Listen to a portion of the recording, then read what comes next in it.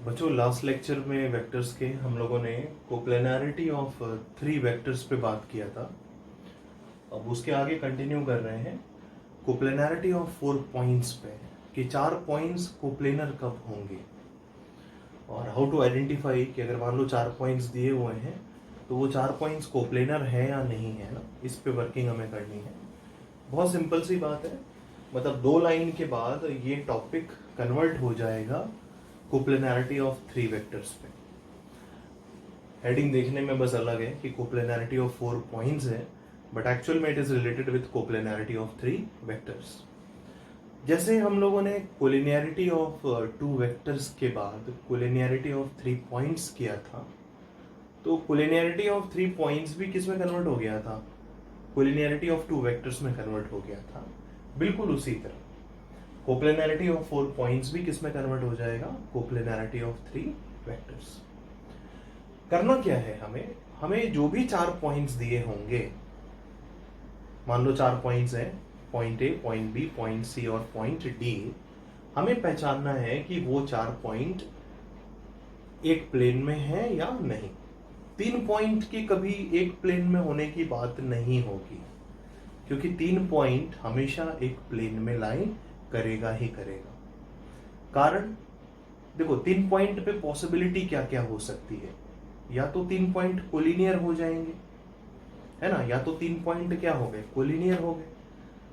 और कोलिनियर हो जाएंगे तो तीनों पॉइंट एक लाइन पे आ जाएंगे, और एक लाइन से कितने प्लेन पास होते हैं? इनफाइनाइट नंबर ऑफ प्लेन्स पास होते हैं। एक लाइन से कितने प्लेन पास होते हैं? इनफाइनाइट नंबर ऑफ प्लेन्स पास होते हैं। इसका सबसे सिंपल एग्जांपल बचपन से हम लोग रजिस्टर या नोटबुक यूज करते हुए आ रहे हैं। नोटबुक की जहां पर बाइंडिंग होती है, उस एकदम कॉर्नर पे ना, नोटबुक की जहां पे सारे पेजेस बाइंड होते हैं, उसको हम एक लाइन मान लें, है ना, कि नोटबुक जैसे बनी होती है इस टाइप से होती है कि नहीं, नोटबुक बनी होती है ना, ये होती है, इस टाइप से होती है नोटबुक, है ना, यहाँ पे नाम लिखा रहता है। तो ये क्या हो गया? ये समझ लो एक लाइन हो गई जहां पे सारे पेजेस बाइंडेड है, और इस लाइन से अलग अलग कितने पेजेस निकल रहे होते हैं? बहुत सारे पेजेस।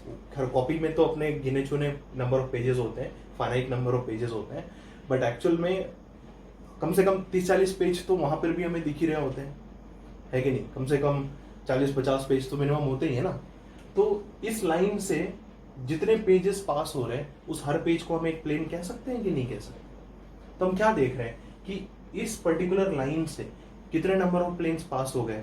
एटलीस्ट उस नोटबुक में जितने पेजेस हैं उतने प्लेन तो हम पास करा ही सकते हैं, और एक्चुअल में कितने प्लेन पास होंगे? Infinite number of planes. तो 3 पॉइंट की पॉसिबिलिटी क्या क्या है? या तो तीनों पॉइंट एक लाइन पर होगा, और अगर तीनों पॉइंट एक लाइन पे आ गया तो एक लाइन से कितने प्लेन्स पास होंगे? इनफाइनाइट। मतलब 3 पॉइंट प्लेन पर तो है ना, if all the 3 points are collinear, तो प्लेन तो तीनों को कंटेन करेगा कि नहीं करेगा? करेगा। रही बात अगर कोलिनियर नहीं है तो क्या होगा? अगर कोलिनियर नहीं है तो मान लो कुछ इस टाइप का अरेंजमेंट होगा, ये 3 पॉइंट्स हो गए। अगर कोलिनियर नहीं है तो इस 3 पॉइंट का अरेंजमेंट ऐसा कुछ होगा, मतलब वो 3 पॉइंट मिलकर लाइन ना फॉर्म करके क्या फॉर्म करेंगे? एक ट्रायंगल फॉर्म करेंगे। बोलो करेंगे कि नहीं? तो ये वाला जो प्लेन है जो इस ट्रायंगल को कंटेन कर रहा है, जो कि यहां पर क्या है? व्हाइट बोर्ड है। व्हाइट बोर्ड ही तो है जो इस ट्रायंगल को कंटेन कर रहा है इस समय। तो ये प्लेन दिख रहा है कि नहीं? व्हाइट बोर्ड वाला एक प्लेन जो इन तीनों पॉइंट्स को क्या करके रखा है? कंटेन करके रखा है। तो अगर 3 पॉइंट कोलिनियर है तब तो इनफाइनाइट नंबर ऑफ प्लेन्स पास होंगे, और अगर 3 पॉइंट नॉन कोलिनियर है तो यूनिक प्लेन पास होगा। एज लाइक एग्जांपल दिख ही रहा है कि हमने ये 3 पॉइंट लिए, इन 3 पॉइंट को मिलाने वाला जो ट्रायंगुलर प्लेट बन रही है, इसी प्लेट को पूरा फैला दो, पूरा एकदम पूरी इन्फिनिटी तक ऊपर ले जाओ, इन्फिनिटी तक नीचे ले जाओ, इन्फिनिटी तक लेफ्ट ले जाओ, इन्फिनिटी तक राइट ले जाओ, तो क्या बन गया? एक प्लेन बन गया कि नहीं बन गया? तो ये तीनों पॉइंट्स भी किस में है? एक प्लेन पे आ रहे हैं ना। कोलिनियर होगा तो इनफाइनाइट प्लेन्स पे होगा वो तीनों पॉइंट्स, और अगर नॉन कोलिनियर होगा तो उन 3 पॉइंट को कंटेन करने वाला एक यूनिक प्लेन होगा, जैसे कि अभी फिलहाल ये 3 पॉइंट नॉन कोलिनियर हैं और इन तीनों पॉइंट को कौन सा प्लेन कंटेन करके रखा है? एक वो प्लेन जिसका हिस्सा ये व्हाइट बोर्ड है। बोलो ठीक है ना? तो 3 पॉइंट तो किसी भी हालत में कोप्लेनर होने ही होने हैं।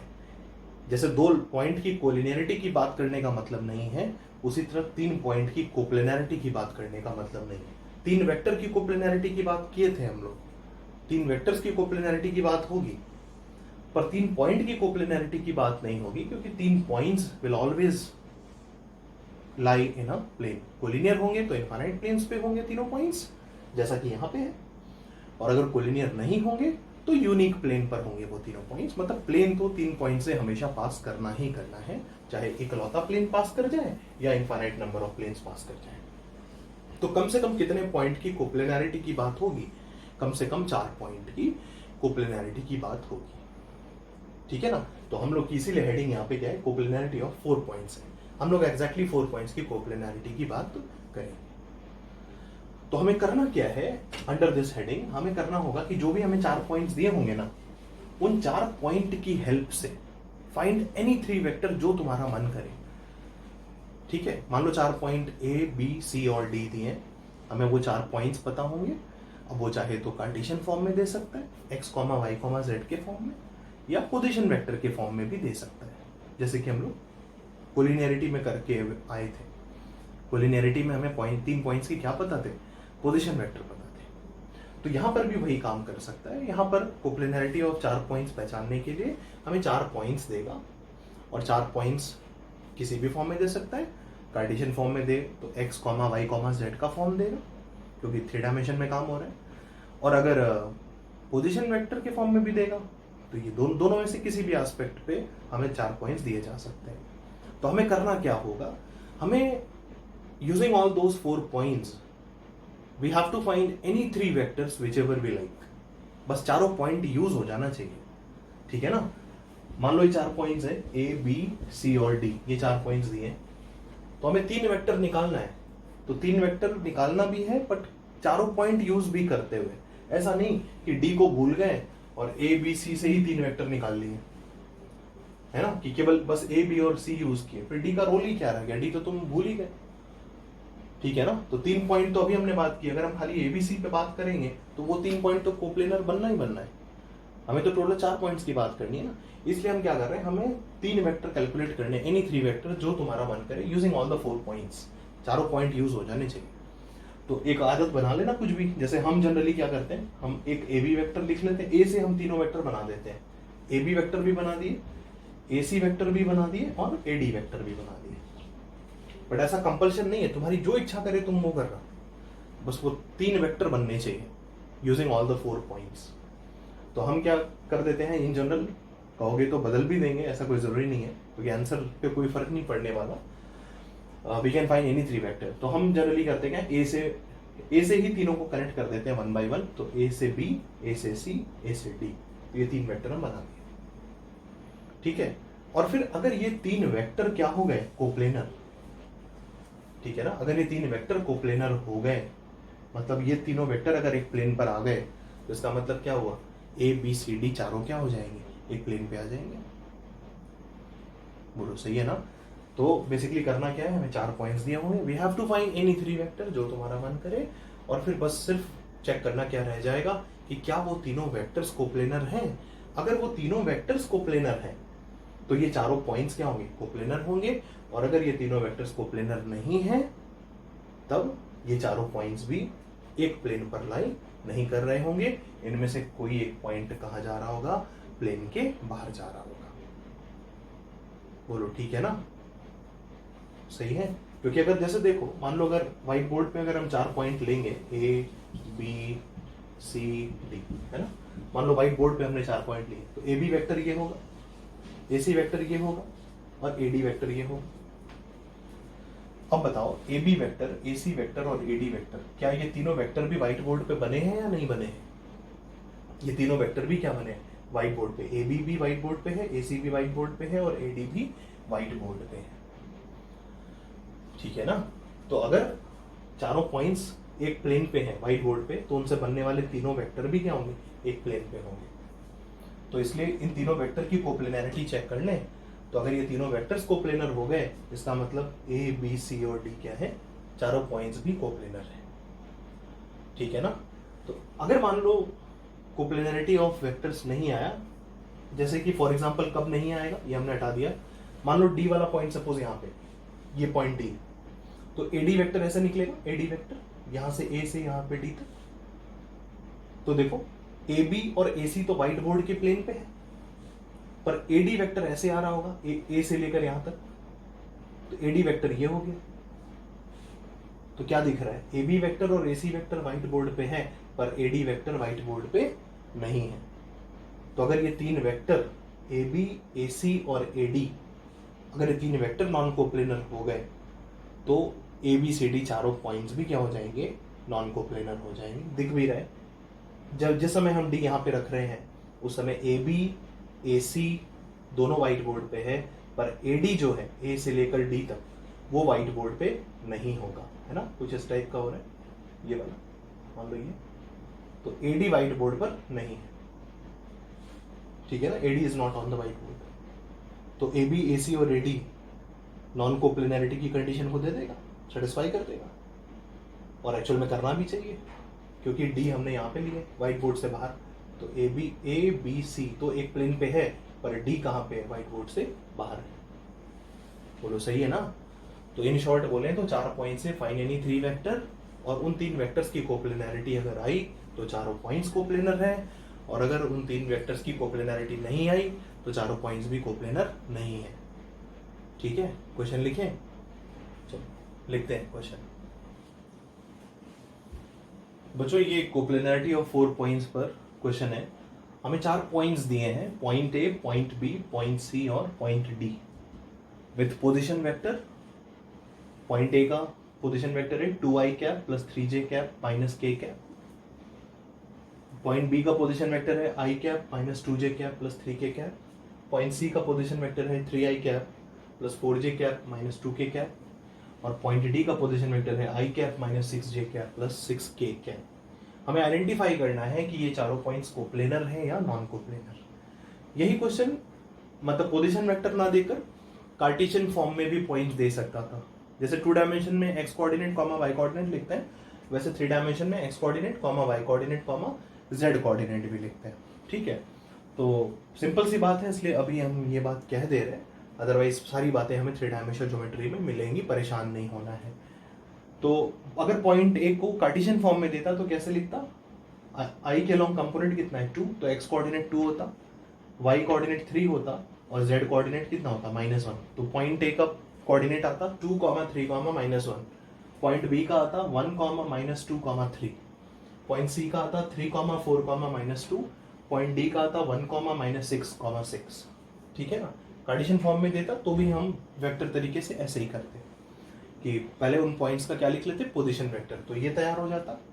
अब इसके बाद की वर्किंग क्या है, फाइंड एनी 3 वेक्टर जो तुम्हारा मन करे, है ना, फाइंड एनी 3 वेक्टर। तो हम मान लो हमने बोला था ना हम ए से कैलकुलेट करते हैं, चलो हम तुम्हारे लिए बदल देते हैं, हम ए बी बी सी और सी डी कैलकुलेट कर लेते हैं। ठीक है, बस चारों पॉइंट यूज होना चाहिए और 3 वेक्टर कैलकुलेट कर लो। तो सपोज ए बी वेक्टर की है, ए बी, तो ए बी वेक्टर क्या होगा, बी का पोजीशन वेक्टर माइनस ए का पोजीशन वेक्टर। बी का पोजीशन वेक्टर ये है, ए का पोजीशन वेक्टर ये है, तो i माइनस 2i कितना, -i, -2j minus 3j minus 5j, बोलो सही है, और 3k minus of minus k यानी प्लस k, कितना हो गया 4k। ए बी हो गया ये।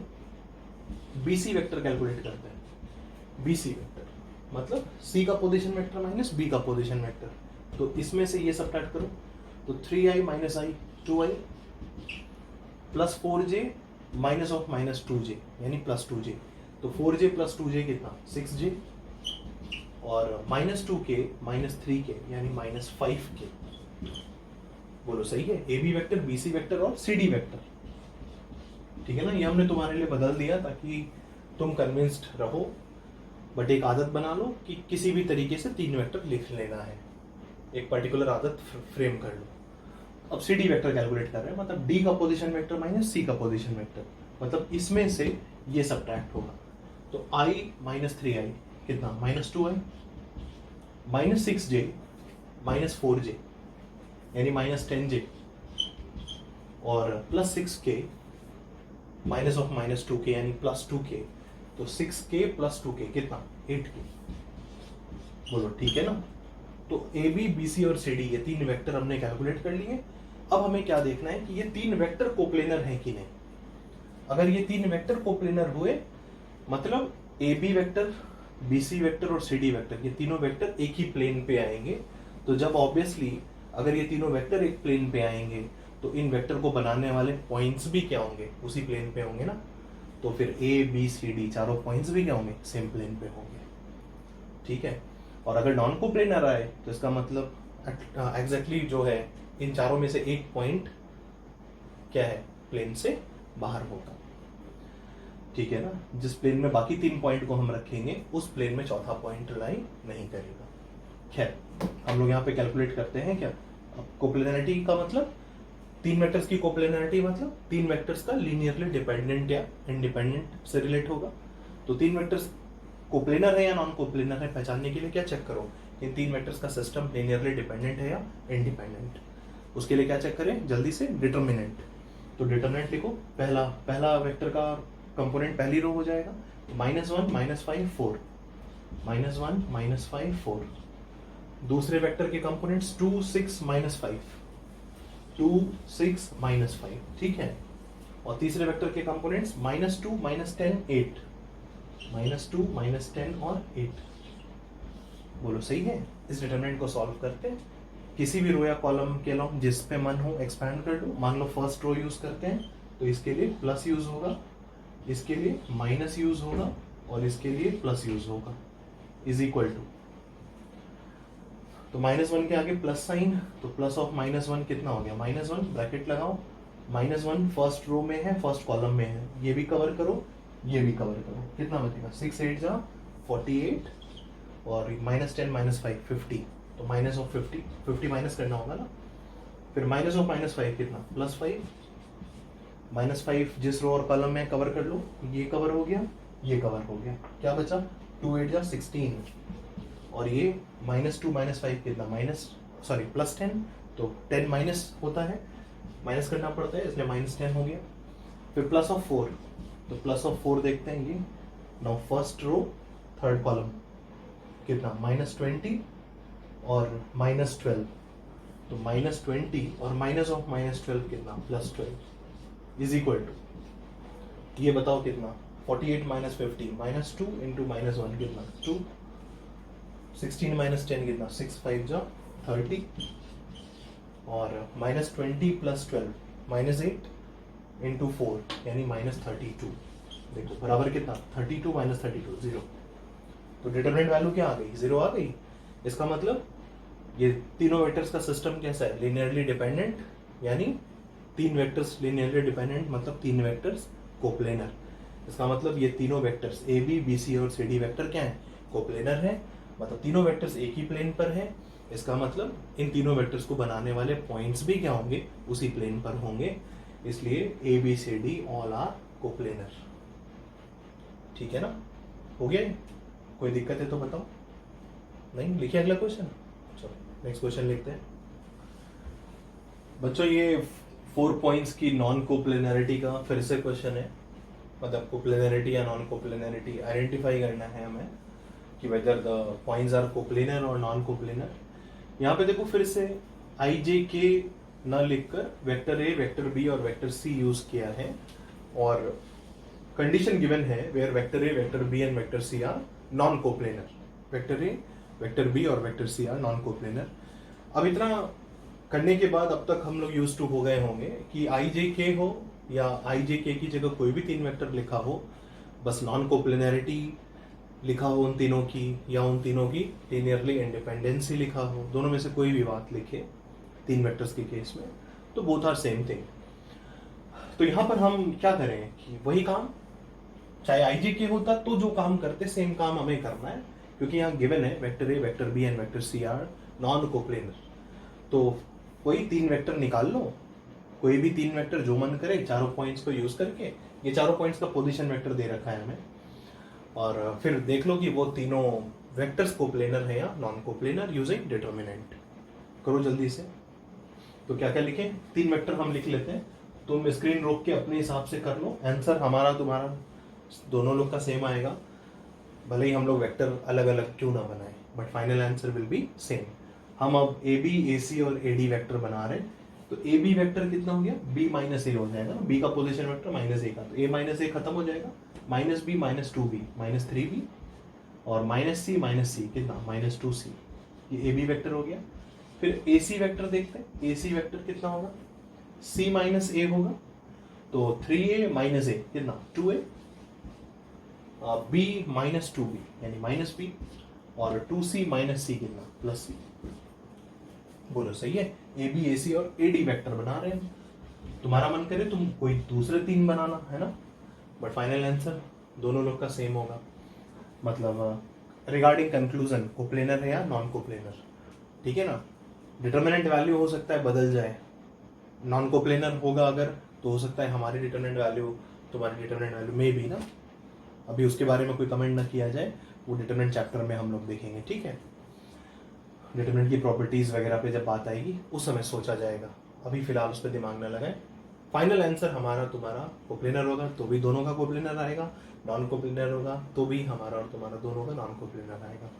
ए डी वेक्टर कितना 4a, डी माइनस ए करोगे ना, फिर 3b माइनस 2b कितना b और 5c माइनस c कितना 4c। बोलो सही है, ये 3 वेक्टर निकाल लिए। अब हम डिटरमिनेंट वैल्यू कैलकुलेट कर लेते हैं। डिटरमिनेंट वैल्यू कितनी, इसके कंपोनेंट्स पहली रो बना दो, ए का कंपोनेंट नहीं है ना तो 0 है, 0 लिख दो। बी का कितना है -3, सी का कितना है -2, यहाँ पर ए का कितना है 2, फिर -1 बी का और सी का कितना 1, तो 2 - 1 1 और 2 - 1 1। और ए डी वेक्टर ए का कितना है 4, बी का कितना है 1, सी का कितना है 4। बोलो ठीक है। अब इस डिटरमिनेंट को सॉल्व कर लेते हैं, तो किसी भी रो या कॉलम पे एक्सपैंड कर लो। चलो फिर से हम फर्स्ट रो यूज कर लेते हैं, तो 0 के लिए कौन सा साइन यूज करोगे प्लस, -3 के लिए माइनस और -2 के लिए कौन सा प्लस, इज इक्वल टू, तो +0 इंटू समथिंग कुछ भी होगा 0 ही हो जाएगा, लिख लो माने तो कितना -4 और 1, तो माइनस ऑफ 1 कितना -1, तो -4 -1 हो गया, ठीक है।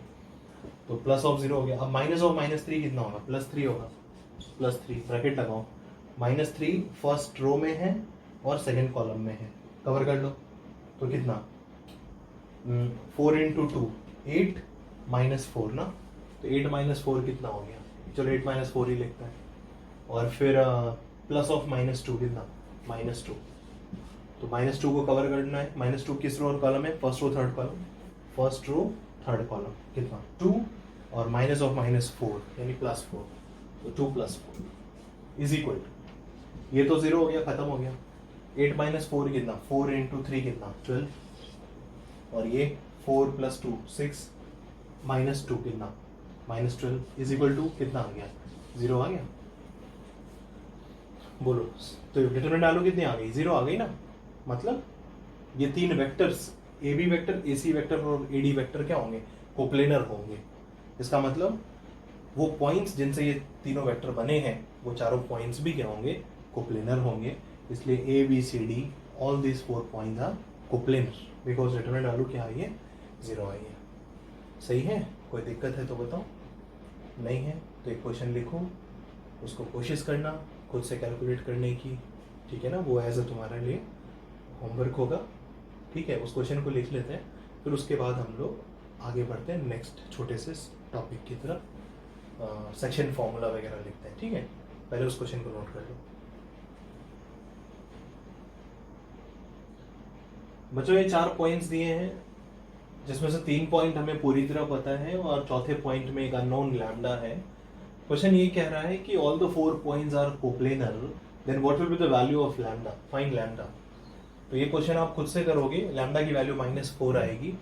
वर्किंग बिल्कुल वैसी ही है जैसे हम लोग कर रहे थे अब तक, बट यहाँ पे बस सिर्फ इतना सा फर्क है जो कि ऑलरेडी हम लोग जानते हैं कि अगर पॉइंट्स दिए हों कोऑर्डिनेट के फॉर्म में तो क्या हम पोजीशन वेक्टर लिख सकते हैं या नहीं। इससे पीछे के क्वेश्चंस में हमने क्या दिया था, पॉइंट्स का पोजीशन वेक्टर ही दिया था, बट अभी इस बार क्या किया हमने, पॉइंट्स का पोजीशन वेक्टर ना देके हमने उन पॉइंट्स के क्या बताए हैं, कोऑर्डिनेट बताए हैं तुम्हें। ए का कोऑर्डिनेट 0 0 0 है, बी का कोऑर्डिनेट 1 -1 -2 है, इसी तरह सी और डी का है। तो हम लोग पोजीशन वेक्टर लिख लेंगे ना चारों पॉइंट्स के, फिर पोजीशन वेक्टर लिख के फिर बाकी तो वही काम पुराने ट्रैक पर ही आ जाएगा ये क्वेश्चन कि ये 4 पॉइंट्स को प्लेनर करने हैं हमें, तो इन 4 पॉइंट्स से हम कोई भी 3 वेक्टर बना लें। ऑब्वियसली उसमें वेक्टर्स में लैम्डा हमें दिखाई देगा क्योंकि लैम्डा है ना, तो जब वेक्टर फॉर्म कर रहे होगे तो तुम्हें उन वेक्टर में क्या होगा, लैम्डा भी दिखाई देगा। और फिर हमें चूंकि चारों पॉइंट्स को कोप्लेनर बनाना है तो उन 3 वेक्टर्स को क्या करना होगा, कोप्लेनर, और वो 3 वेक्टर्स को प्लेनर करने के लिए डिटर्मिनेंट क्या करना होगा, 0। तो डिटर्मिनेंट वैल्यू में लैम्डा आएगा और जब वो 0 करेंगे हम तो लैम्डा की वैल्यू निकल के आ जाएगी कितनी, -4। बोलो कर लेंगे ना, कोशिश करना, नहीं होगा तो फिर बिल्कुल पूछना, बट एक्सपेक्टिंग कि तुम सभी लोग कर लोगे इस क्वेश्चन को, है ना। तो आगे बढ़े हम लोग, नेक्स्ट हेडिंग डालते हैं बच्चों। ये हेडिंग डाल दो सेक्शन फॉर्मूला। ये सेक्शन फॉर्मूला हम लोगों ने पढ़ रखा है 11th क्लास में भी, जब हम लोग 2 डायमेंशनल ज्योमेट्री यानी कोऑर्डिनेट ज्योमेट्री पे जब काम कर रहे थे उस समय वही फॉर्मूला फिर से है, बट वहां पर हम x और y कोऑर्डिनेट अलग अलग लिखते थे कि अगर 2 पॉइंट दिए हैं विद कोऑर्डिनेट्स उनका पता है, मान लो x1 y1 और x2 y2, तो एक ऐसे पॉइंट का कोऑर्डिनेट लिखना होता था जो पॉइंट उन दोनों को इंटरनली डिवाइड करे या एक्सटर्नली डिवाइड करे, तो उस पॉइंट का कोऑर्डिनेट लिखना होता था। वेक्टर्स में जब बात कर रहे हैं तो हमें पोजीशन वेक्टर दिया हुआ है, तो 2 केस है, इंटरनल डिवीजन और एक्सटर्नल डिवीजन। 1 बाय 1 दोनों देख लेते हैं, चीजें हम लोग जानते हैं सारी, बस केवल ब्रीफ कर दे रहे एक बार तो चीजें रिकॉल हो जाएंगी। इंटरनल डिवीजन का जो फॉर्मूला है, पहला वाला फॉर्मूला इंटरनल डिवीजन, इसमें क्या है, 2 पॉइंट पता है, उनका पोजीशन वेक्टर पता है। पॉइंट ए का पोजीशन वेक्टर है, ध्यान रखना ना, पोजीशन वेक्टर है, मतलब सीधे सीधे कोऑर्डिनेट से रिलेटेड होगा पोजीशन वेक्टर। तो पॉइंट ए का पोजीशन वेक्टर वेक्टर ए है और पॉइंट बी का पोजीशन वेक्टर वेक्टर बी है, और एक ऐसा पॉइंट पी जो कि लाइन सेगमेंट ए बी को इंटरनली डिवाइड करे किस रेशियो में, m/n में, उस पॉइंट पी का पोजीशन वेक्टर क्या होगा, मान लिए उस पॉइंट का पोजीशन वेक्टर क्या होगा, r होगा। तो बिल्कुल वही फॉर्मूला है जो हम x कोऑर्डिनेट के लिए अलग लिखते थे, y कोऑर्डिनेट के लिए अलग लिखते थे, बट वेक्टर में x और y के लिए अलग अलग ना लिखकर हमें सीधे सीधे x और x कह लो चाहे y कह लो, दोनों ही जगह हमें क्या यूज करना है, सीधे सीधे एक ही बार में बस पोजीशन वेक्टर रख देना है। तो जैसे यहाँ पे क्या करते थे कि m into x2 करते थे ना, मान लो यहाँ पे x1 y1 होता था और यहाँ पर x2 y2 होता था, तो क्या करते थे, m into x2 plus n into x1 by m plus n करते थे। बिल्कुल वैसे ही करना है। ये पॉइंट ए है पोजीशन वेक्टर ए के साथ, पॉइंट बी है पोजीशन वेक्टर बी के साथ, और इस लाइन सेगमेंट ए बी पर हमें एक पॉइंट पी चाहिए जिसका पोजीशन वेक्टर r होगा। वो क्या होगा, such that p divides A B internally in the ratio m/n, मतलब ये m इसकी लेंथ और इसकी लेंथ का रेशियो कितना हो, m/n हो। तो ये पॉइंट p का पोजीशन वेक्टर r होगा m इंटू वेक्टर b का, sorry m into position vector b plus n into position vector a by m plus n। बिल्कुल वही फॉर्म जैसे हम लोग 2 डायमेंशन में यूज करते थे, सेम, बस x और y कोऑर्डिनेट की जगह एक तो 2 बार नहीं लिखना है, एक ही बार लिखना है, और कोऑर्डिनेट की जगह क्या यूज करना है, पोजीशन वेक्टर यूज करना है, ठीक है ना। और ऐसा ही फॉर्मूला हम लोगों ने कॉम्प्लेक्स नंबर में भी 11th में देखा है ना। कॉम्प्लेक्स नंबर अगर हम लोगों ने वहाँ पे सेक्शन फॉर्मूले की जब बात की है तो सेक्शन फॉर्मूला वहाँ पर भी हम लोगों ने सेम बिल्कुल ऐसा ही, बस ये वेक्टर बी की जगह भी कॉम्प्लेक्स नंबर z2 होता था और वेक्टर ए की जगह कॉम्प्लेक्स नंबर z1 होता था, ठीक है ना। तो ये बात हो गई इंटरनल डिवीजन का फॉर्मूला, याद रहेगा, m into position vector B plus n into position vector A by m plus n, ठीक है। ये एक्सटर्नल डिवीजन का हो गया। ये 2 पॉइंट गिवन है, vector point with position vector A, point B with position vector B. एक point P का पोजीशन वेक्टर निकालना है such that P A by P B is equal to कितना, m बाई n। एक्सटर्नल में कौन सा sign लगता था, माइनस का, तो बस यही फॉर्मूला है, बस प्लस की जगह कौन सा यूज करना है, माइनस यूज करना है, दोनों जगह, ऊपर भी माइनस और नीचे भी माइनस। बोलो ठीक है ना, ध्यान है, मतलब इसमें हम बहुत ज़्यादा फिर डेप्थ में नहीं जा रहे हैं ना, 11th में हम लोगों ने काम कर रखा है, तो ये फॉर्मूला बस लिखना आना चाहिए कि बस कोऑर्डिनेट जो यूज़ कर रहे थे एक्स और वाई कोऑर्डिनेट, उनकी जगह क्या रख देना है, पोजीशन वेक्टर रख देना है। इस वाले फॉर्मूले में हम क्या करते थे, इस वाले में mx2 करते थे ना, mx2 माइनस nx1, यहाँ पे ऊपर क्या करते थे mx2 plus nx1 by m plus n, इधर क्या करते थे mx2 minus nx1 by m minus n करते थे। उसकी जगह क्या m into position vector b minus n into position vector a by m minus n, ये हो गया। याद रहेगा ना कि नहीं? ठीक है, नोट कर लो, फिर आगे बढ़ते हैं हम लोग, क्वेश्चंस करना शुरू करते हैं। बढ़े क्वेश्चंस में देखते हैं कैसे अप्लाई करते हैं ना। चलो लिखते हैं बच्चों। ये पहला क्वेश्चन है सेक्शन फार्मूला का, डायरेक्टली फार्मूला बेस्ड है। हमें पोजीशन वेक्टर फाइंड करना है एक पॉइंट का जो डिवाइड करे ज्वाइन ऑफ पॉइंट्स, दो पॉइंट्स दिए हैं उनके ज्वाइन को डिवाइड करने वाला पॉइंट का पोजीशन वेक्टर बताना है, जो किस रेशियो में डिवाइड करे 2:3 में। दोनों केस पे काम करना है, इंटरनली भी 2:3 पे डिवाइड करने वाला पॉइंट बताना है और एक्सटर्नली भी 2:3 पर डिवाइड करने वाला पॉइंट बताना है। ये दो पॉइंट दिए हैं, पॉइंट ए दिया है 2a माइनस 3b वेक्टर और पॉइंट बी दिया है 3a माइनस 2b वेक्टर, ठीक है ना। तो इन दोनों पॉइंट्स पर डिवाइड करने वाला वो पॉइंट जो इंटरनली 2:3 में डिवाइड करे और दूसरा केस एक्सटर्नली 2:3 में डिवाइड करे। तो इसको कोशिश करो। तो ये है पॉइंट, ये मान लो ये है, दिस इज ए, कितना दिया है 2a माइनस 3b, और ये है b, ये कितना दिया है 3a माइनस 2b, ठीक है ना। और एक पॉइंट ऐसा चाहिए इस लाइन पर, इंटरनली के लिए काम कर रहे हैं ना, तो इस लाइन सेगमेंट पर ही होना चाहिए। कितने रेशियो में 2:3 में। तो ये हो गया, मान लो ये पॉइंट p है, तो ये रेशियो कितना होना है 2:3 का रेशियो होना है, ठीक है ना। तो पॉइंट P का पोजीशन वेक्टर मान लो R है, तो position vector R is equal to, जैसे कोऑर्डिनेट ज्योमेट्री में यूज करते थे, कैसे 2 इंटू ये वाला पोजीशन वेक्टर ना, m इंटू x2, तो m इंटू ये वाला पोजीशन वेक्टर लग जाएगा। x2 की जगह वहां पे जो पोजीशन वेक्टर है वो रख देंगे, और दो बार लगाना नहीं है कि x और y के लिए अलग अलग, एक ही बार में पूरी तरह पोजीशन वेक्टर आ जाएगा। तो m इंटू x2 होता था, तो 2 इंटू इतना, तो 2 इंटू इतना करोगे तो कितना होगा 2 3 6 माइनस 2 2 4b, बोलो सही है। तो mx2 प्लस n यानी 3x1 प्लस nx1, तो 3 इंटू ये वाला पोजीशन वेक्टर, तो 3 2 कितना 6 है, 3 2 6 है, minus 9b divided by m plus n होता है ना, m प्लस इंटरनल डिवीजन में, तो 2 प्लस 3 कितना 5, इसको सिंप्लीफाई कर लो, ये आंसर हो गया।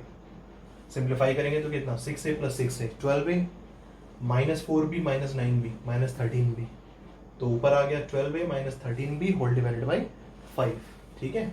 ये पोजीशन वेक्टर आ जाएगा रिक्वायर्ड पॉइंट P का। इसी तरह यहाँ पर बस प्लस यूज होता था, इस वाले में क्या यूज होगा, क्योंकि खाली केस बदला है, इंटरनल और उसकी जगह क्या एक्सटर्नल है। तो m इंटू यहाँ पे क्या कर रहे थे, m इंटू x2 प्लस कर रहे थे ना, यहाँ पे क्या करेंगे माइनस करेंगे, तो 2 इंटू कितना 2 into 3a minus 2b m x2, फिर माइनस होता है ना, माइनस यहाँ पे क्या लिखते थे प्लस n x1 लिखते थे, तो n इंटू x1 माइनस, तो यहाँ माइनस होना चाहिए था, माइनस लगा दिया, तो इंटू कितना m x2 minus n x1 कितना है 2a माइनस 3b है, बोलो सही है ना, divided by m minus n यानी 2 माइनस 3, बोलो सही है। यहाँ पर mx2 plus nx1 by m plus n, और यहाँ पर क्या होगा mx2 minus nx1 by m minus n।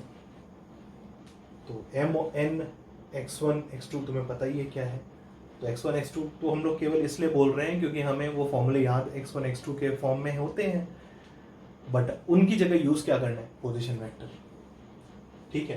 तो ये m इंटू x2 की जगह corresponding position vector minus n into x1 की जगह corresponding position vector divided by m minus n यानी 2 माइनस 3। अब इसको सिंप्लीफाई कर लो, a कितना आएगा 6a माइनस 6a, खत्म हो गया, 6a माइनस 6a खत्म, 2 माइनस 2 यानी माइनस 4b और -3 इंटू -3 प्लस 9b, तो 9b माइनस 4b यानी 5b डिवाइडेड बाई 2 - 3 कितना -1 इज इक्वल टू -5b आएगा। बोलो सही है। तो इंटरनली 2:3 में डिवाइड करने वाले पॉइंट का पोजीशन वेक्टर होगा 12a - 13b बाई 5 और एक्सटर्नली 2:3 की रेशियो में डिवाइड करने वाले पॉइंट का पोजीशन वेक्टर होगा -5b। ठीक है, सही है, कोई दिक्कत नहीं ना, बढ़े आगे। बच्चों ये नेक्स्ट क्वेश्चन है, find centroid of triangle ABC. हमें ट्रायंगल एबीसी का सेंट्रॉइड बताना है जहां पर वर्टिसेस की पोजीशन वेक्टर्स हमें जानकारी है। वर्टेक्स ए का पोजीशन वेक्टर वेक्टर ए है, वर्टेक्स बी का पोजीशन वेक्टर वेक्टर बी है और वर्टेक्स सी का पोजीशन वेक्टर वेक्टर सी है। तो मतलब अगर एक रफ हैंड फिगर बनाया जाए तो ये vertex A with position vector A, vertex B with position vector B and vertex C with position vector C. ये तीनों वर्टिसेस हमें पता है, ट्रायंगल के वर्टिसेस पता है, सेंट्रॉइड का हमें पोजीशन वेक्टर बताना होगा। ठीक है ना, तो सेंट्रॉइड का पोजीशन वेक्टर बताने के लिए बिल्कुल वैसे ही डिराइव करेंगे जैसे हम लोग 2 डायमेंशनल में काम करते थे, कोऑर्डिनेट ज्योमेट्री में करते थे। कि सेंट्रॉइड एक्चुअली कैसे मिलता है, सेंट्रॉइड किस पे लाई करता है, मीडियन पे। तो सेंट्रॉइड एक्चुअली मीडियन का वो पॉइंट होता है जो मीडियन को 2:1 के रेशियो में डिवाइड करे वर्टेक्स से अपोजिट साइड की तरफ। मतलब अगर ये मीडियन है, if this is the median, median है ना, ये हमने मिड पॉइंट लिया और वर्टेक्स ए को मिड पॉइंट मान लो, दिस इज डी, तो एडी मीडियन हो गया क्योंकि D is the mid point of BC, हमने लिया ही डी मिड पॉइंट है। तो मीडियन एडी पे लाई करेगा, सॉरी सेंट्रॉइड एडी पे लाई करेगा, है ना, centroid will lie on A D और सेंट्रॉइड एडी पे इस तरीके से होगा कि centroid will divide the join in the ratio कितना 2:1 इंटरनली। तो सेंट्रॉइड को पाने के लिए हमें सेक्शन फॉर्मूला यूज करना पड़ेगा जिसमें इधर का रेशियो, मतलब ये रेशियो पता है, ये 2:1 का रेशियो है, ये वाला पॉइंट हमें निकालना है, सेंट्रॉइड का पोजीशन वेक्टर निकालना है। ये वाला पॉइंट पता है, ये वाला पॉइंट पता लगा सकते हैं क्या, बस ये अगर मिल जाए तो काम हो जाए। ये भी बिल्कुल पता चल सकता है क्योंकि डी क्या हमने माना है, मिड पॉइंट माना है ना बीसी का, ऑब्वियसली क्योंकि मीडियन पर ही होता ही है सेंट्रॉइड, तो बिना मिड पॉइंट माने बात कैसे बनेगी। तो डी मिड पॉइंट है बीसी का, तो डी का पोजीशन वेक्टर लिख सकते हैं, कितना होगा, सीधे सीधे मिड पॉइंट 1:1 का रेशियो होगा। डी मिड पॉइंट है तो ये 1:1 का रेशियो हुआ, तो vector B plus vector C by 2 ये हो गया किसका पोजीशन वेक्टर, डी का। डी का पोजीशन वेक्टर आ गया, बीसी पर हमने सेक्शन फॉर्मूला लगा दिया 1:1 की रेशियो पे, तो डी का पोजीशन वेक्टर आ गया। अब एडी की बात करो, एडी की, अब एडी पर सेक्शन फॉर्मूला लगाओ और इसका पोजीशन वेक्टर मान लो आर मानते हैं, सेंट्रॉइड का पोजीशन वेक्टर आर मान लेते हैं। तो सेंट्रॉइड वेक्टर आर पाने के लिए हमें क्या करना होगा, अब सेंट्रॉइड वो पॉइंट होगा विच divides the join of A and D internally in the ratio 2:1। तो अब ये इंटरनल डिवीजन का फॉर्मूला लगा दिया जाए सेंट्रॉइड को पाने के लिए, तो m(x2) है ना, m:2n है, ये m हो गया, ये n हो गया, तो m इंटू x2 की जगह पोजीशन वेक्टर रख देंगे, तो 2 into B plus C by 2, तो पोजीशन वेक्टर आर क्या मिलेगा, 2 into B plus C by 2, mx2 की जगह हो गया ये m into position vector of इधर वाला, प्लस इंटरनल है ना तो प्लस लगेगा, प्लस n इंटू x1 की जगह ये वाला पोजीशन वेक्टर, तो +1 इंटू पोजिशन वेक्टर कितना a, तो mx2 प्लस nx1 की जगह m into position vector plus n into corresponding position vector by m plus n, 2 + 1 कितना 3। बोलो यार सही है, तो 2 से 2 कट जाएगा और कितना आएगा b प्लस, ये 2 से 2 गया तो b plus C plus a, अच्छे से लिख लिया जाए तो a plus B plus C by कितना 3। तो वेक्टर आर मतलब जो पोजीशन वेक्टर आया इस पॉइंट का पोजीशन वेक्टर हमने आर माना था, तो पोजीशन वेक्टर आर कितना आ गया, position vector A plus position vector B plus position vector C by 3। मतलब अगर हमें वर्टिसेस के पोजीशन वेक्टर पता है तो सीधे सीधे उन पोजीशन वेक्टर्स का सम divided by 3 will be the position vector of centroid. सही है, कोई दिक्कत है तो बताओ। पहले हमने बीसी का मिड पॉइंट लिखा है पोजीशन वेक्टर तीनों पॉइंट के दिए हुए थे वर्टिसेस के, फिगर बना लिया। अब कोई भी एक मीडियन से हम काम कर सकते थे ना, हमने एडी मीडियन लिया, तो अब मीडियन कह रहे हैं तो डी क्या होगा, मिड पॉइंट होगा, तो डी का पोजीशन वेक्टर हमने निकाल लिया सेक्शन फॉर्मूले से, ये आया। अब मीडियन एडी पर सेक्शन फॉर्मूला लगा, एडी पर, जो कि एडी को डिवाइड करेगा इंटरनली इन द रेशियो 2:1, 2:1 का रेशियो लगा दिया, पोजीशन वेक्टर आर आ गया, जो कि सेंट्रॉइड का पोजीशन वेक्टर है a+b+c/3। सही है, समझ गए? बिल्कुल देखो वैसा ही है।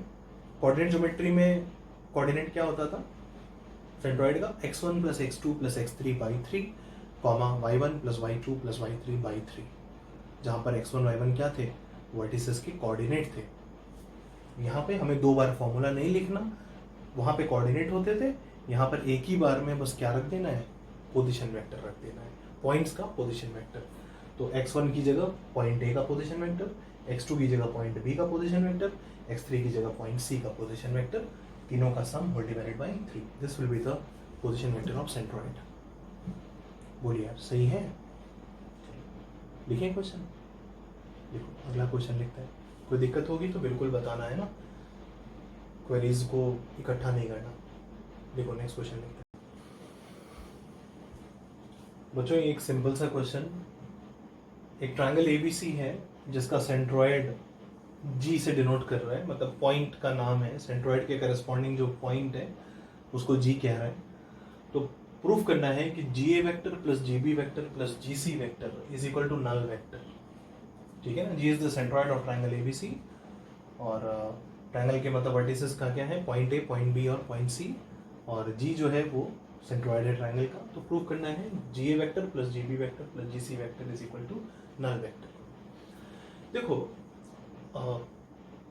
प्रूफ वाले वेक्टर के जो ऐसे क्वेश्चंस होते हैं उसमें कई बार क्या करता है कि पोजीशन वेक्टर ऑलरेडी दे देता है ना, पोजीशन वेक्टर ऑलरेडी दिया हुआ रहता है। बट कभी कभी ऐसा भी होता है, जैसे यहाँ पे है कि यहाँ पर पॉइंट्स का कोई पोजीशन वेक्टर नहीं दिया, ट्रायंगल एबीसी बस बोल दिया, सेंट्रॉइड खाली बोल दिया, बट ये नहीं बताया कि ए का ट्रायंगल के वर्टिसेस का पोजीशन वेक्टर क्या होगा, नहीं बताया। तो ऐसे सिनेरियो में क्या करते हैं ना कि अपने प्रूफ को आगे बढ़ाने के लिए जब पोजीशन वेक्टर्स नहीं दिए होते हैं तो पोजीशन वेक्टर हम मानना पड़ता है, हमें मानना पड़ता है। तो position vectors A B C. अब ट्रायंगल बताओ, ट्रायंगल के 3 वर्टेक्स तो कहीं पर भी हो सकते हैं ना, ट्रायंगल तो स्केलन भी हो सकता है, आइसोसेलेस भी हो सकता है, इक्विलैटरल भी हो सकता है। पर जब ट्रायंगल में कोई खास बात नहीं है तो हम कैसे बायस्ड होके वर्टिसेस को इस तरीके से ले लें कि ट्रायंगल इक्विलैटरल हो जाए या ट्रायंगल आइसोसेलेस हो जाए। हमें तो जनरल एक ट्रायंगल पे काम करना पड़ेगा, और जनरल ट्रायंगल के वर्टिसेस तो कहीं पर भी हम ले सकते, होगा कि नहीं? तो हमें ट्रायंगल के केस में जब बात हो तो ट्रायंगल तो कैसा भी ट्रायंगल हो सकता है, तो हमें जनरल ट्रायंगल पे काम करना पड़ेगा। इसी तरह अगर क्वाड्रिलेटरल बोले तो क्वाड्रिलेटरल में ऐसे भी क्वाड्रिलेटरल होंगे जो स्पेशल नहीं होंगे, क्वाड्रिलेटरल कुछ स्पेशल बन जाएंगे तो वो पैरेललोग्राम बन जाएंगे। क्वाड्रिलेटरल का स्पेशल केस होगा फर्दर तो वो स्क्वायर भी बन जाएगा, वो रेक्टेंगल भी बन जाएगा, तो वो स्पेशल केसेस हो गए क्वाड्रिलेटरल के। बट जब अगर हमें कोई प्रूफ क्वाड्रिलेटरल के लिए करना है तो हम चारों पॉइंट कहीं पर भी ले सकते हैं, ठीक है ना। पर अगर कोई क्वेश्चन मान लो पैरेललोग्राम का क्वेश्चन है, अभी आने वाले समय में हम लोग करेंगे पैरेललोग्राम बेस्ड क्वेश्चंस होंगे, तो पैरेललोग्राम में तुम्हारे पास फ्रीडम नहीं है, क्योंकि पैरेललोग्राम में मतलब होना चाहिए कि opposite sides must be parallel. तो तुम मनमाना कि चारों vertex A B C D मान लें, एक वर्टेक्स का पोजीशन वेक्टर ए, एक वर्टेक्स का पोजीशन वेक्टर बी, एक वर्टेक्स का पोजीशन वेक्टर सी और एक वर्टेक्स का पोजीशन वेक्टर डी, तब तुमने पैरेललोग्राम कहाँ बनाया? तुमने तो बोल दिया हम 4 पॉइंट कहीं पर भी ले सकते हैं, तब तो पैरेललोग्राम थोड़ी बना, वो क्या बन गया? एक क्वाड्रिलेटरल बन गया। तो क्वाड्रिलेटरल जब बोलेगा तब एबीसीडी मानो, position vector A, position vector B, position vector C, position vector D, क्योंकि क्वाड्रिलेटरल में कोई खास बात होना जरूरी नहीं है। तो जो चीज हमें क्वाड्रिलेटरल के लिए प्रूफ करनी है मतलब वो वर्टेक्स चारों अलग अलग हो, मतलब कोई खास बात ना हो, चारों वर्टेक्सेस में आपस में कोई कोरिलेशन ना हो, तब भी वो प्रूफ वैलिड होना चाहिए। तो उस केस में हम चारों पॉइंट्स जनरल मानते हैं। ट्रायंगल एबीसी बोला है तो ट्रायंगल एबीसी में भी मतलब अगर सिर्फ नॉर्मल एक ट्रायंगल एबीसी बोला है, ट्रायंगल एबीसी में कोई खास बात नहीं है, स्पेशल कुछ नहीं बोला, इक्विलैटरल आइसोसेलेस कुछ नहीं बोला है ना। तो जनरल एक नॉर्मल ट्रायंगल की एक बात कर रहे हैं कि किसी भी जनरल ट्रायंगल के लिए रिजल्ट प्रूफ होना चाहिए, तो हम मानेंगे तो है ही पोजीशन वेक्टर, क्योंकि क्वेश्चन में तो दे नहीं रहा। क्वेश्चन में दिया होता तो हम उसी में आगे बढ़ गए होते, बट क्वेश्चन में तो पोजीशन वेक्टर दिया नहीं है, तो मानना तो हम ही को है। बट एक जनरल ट्रायंगल की बात हो रही है तो हमें तीनों पोजीशन वेक्टर अलग अलग मानने पड़ेंगे, ठीक है ना। तो शुरुआत यही होगी। सेंट्रोइड तुम नहीं मान सकते हो, क्योंकि centroid is related with the vertices. तुम्हारे पास फ्रीडम किस चीज को मानने की है?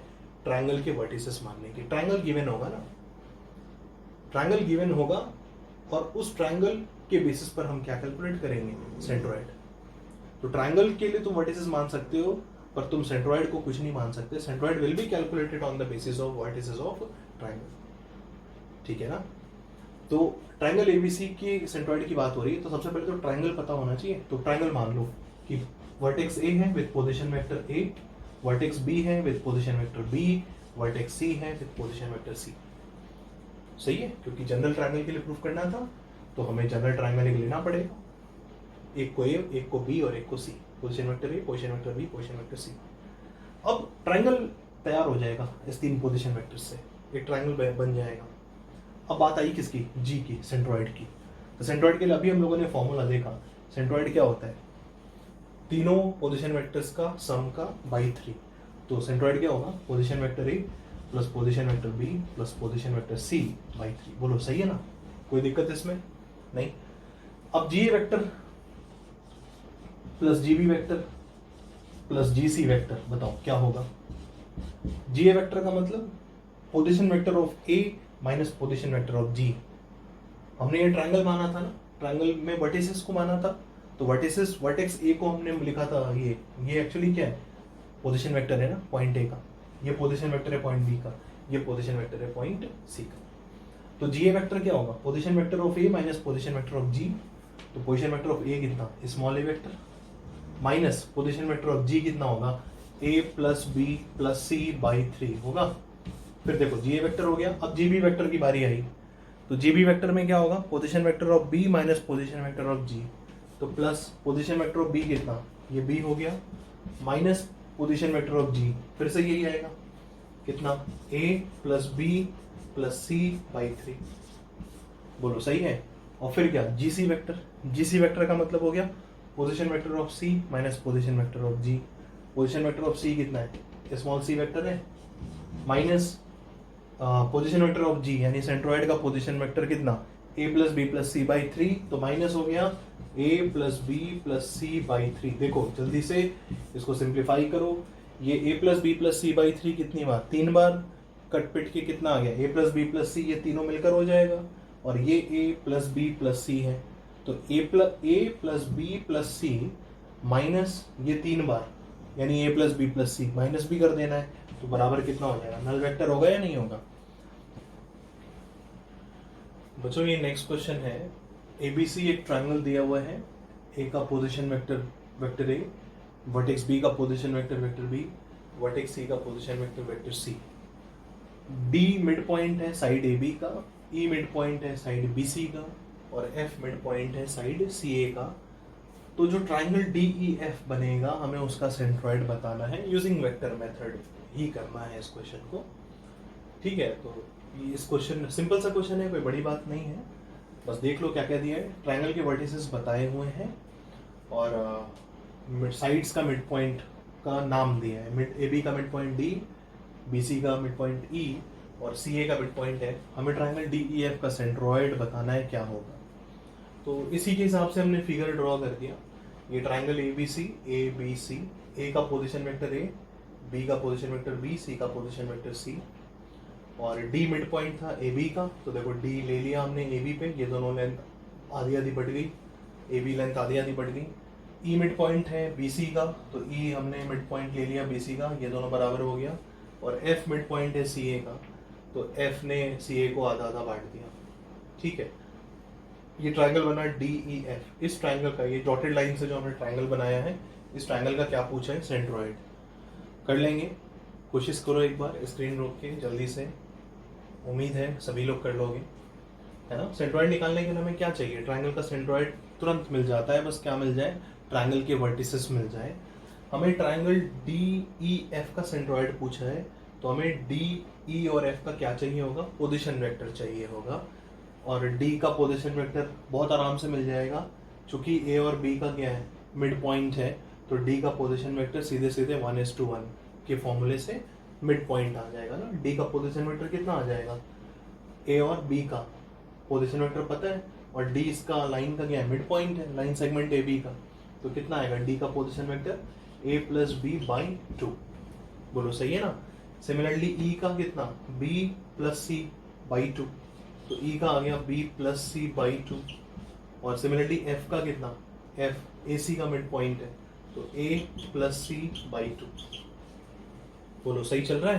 तो ये हमें D, E और F के क्या मिल गए, पोजीशन वेक्टर्स मिल गए।